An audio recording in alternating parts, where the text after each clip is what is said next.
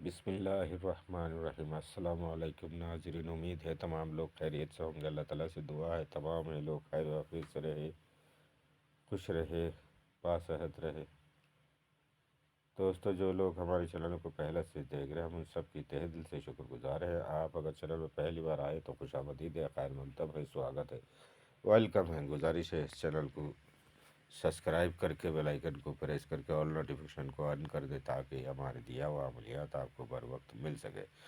دوستو، آج عمل دے رہا ہوں دشمن کے حوالے سے ہے۔ یہ جو دشمن آپ کو ہمیشہ دکھ دیتے رہتا ہے، پریشان کرتے رہتا ہے، نقصانات کرتے رہتے ہیں، مالی، جانی یا اور دیگر پریشانی، بدنام کرتے ہیں، بلیک میل کرتے ہیں، اس طرح بہت سارے معاملات ہوتے ہیں۔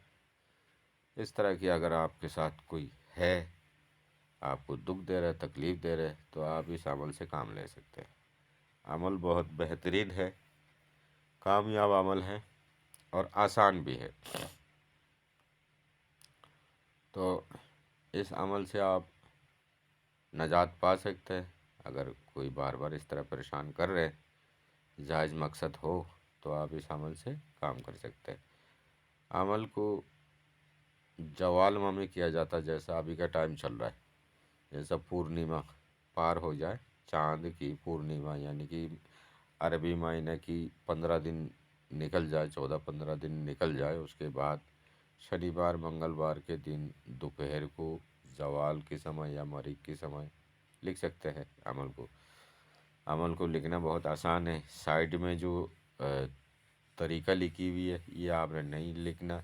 اوپر دشمن کو دکھ دینا جو لکھا ہوا وہ بھی نہیں لکھنا، خالی نقش لکھنا۔ نقش جو دکھ رہا ہے آپ کو 16 خانہ میں خالی 31 لکھا ہوا ہے، یہی لکھنا، بنا چال کی، کوئی چال نہیں چاہیے۔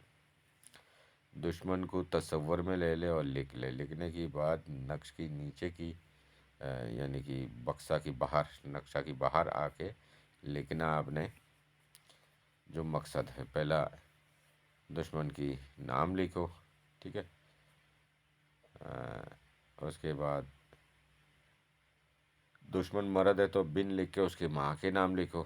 اگر ماں کے نام معلوم نہیں ہے، دشمن کی نام ہی کافی، پھر لکھو اعلیٰ انتقام، ٹھیک ہے، اعلیٰ انتقام بس، اور کچھ مت لکھو، اتنا لکھ دو۔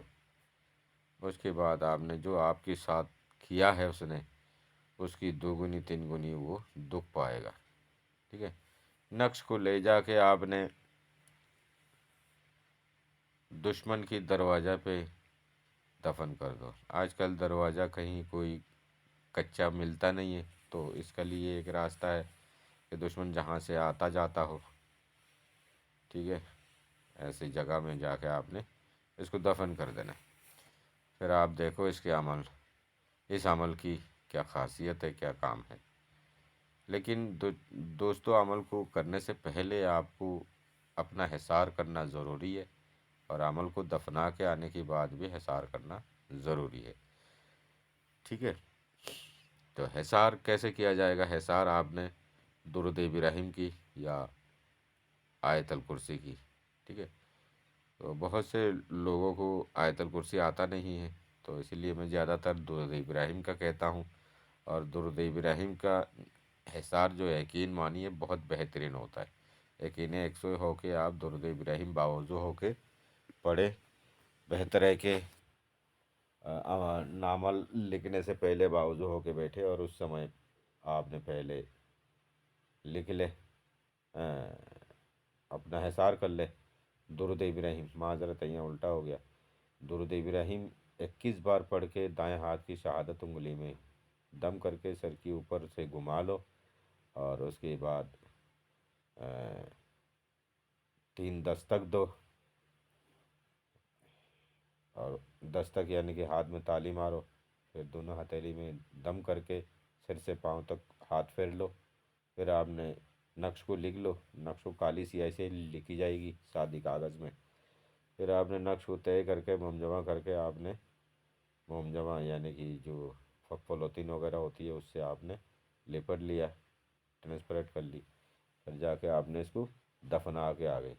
याद रहे इस नक्श को लिख के, रुकना नहीं, रखना नहीं, दफन करके आ जाना। दफन करके आया, अपना हाथ वाथ धो के, वज़ू होना चाहिए। वज़ू पहला से है तो ठीक है, अगर टूट गई तो वज़ू कर लो।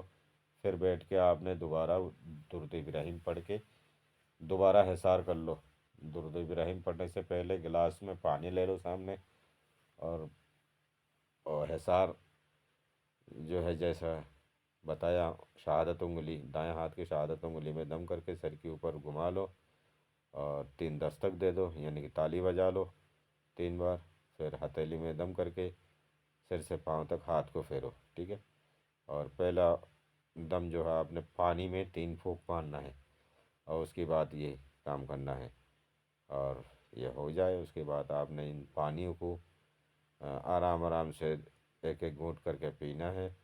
थोड़ा सा पानी अपनी सिर पे लो, थोड़ा सा पानी अपनी हथेली में लेके चेहरा में आँख खुला रख के थोड़ा फेंको चेहरा पे। याद रहे पानी ज़मीन में ना आए।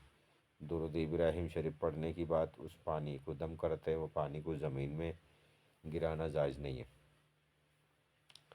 फिर आपका अमल पूरा हो गया इंशाल्लाह। आप देखते रहो, जब दुश्मन आपकी बहुत लर्जा हो जाए, बहुत नरम हो जाए, कमज़ोर हो जाए, परेशानियाँ चारों तरफ से दुख पा रहे, तो माफ़ कर देना सुन्नत है, बदला लेना तो जायज़ है। इसका मतलब ये नहीं है एकदम करके भूल जाओ, ऐसा नहीं होना चाहिए। ध्यान रखो, किसी के ऊपर अगर कुछ करते हो, अव्वल तो करना ही नहीं चाहिए, और माफ़ कर देना चाहिए। अगर मजबूरी है, कर रहे हो, तो ख्याल भी रख के, याद भी रख के, हमने इसके ऊपर ऐसा कुछ किया था, वो जगह भी अपना पहचान रख के, वहाँ से खोद के, मिट्टी खोद के उसको निकाल के, और ट्रांसफर जो किया हुआ उसमें से खोल के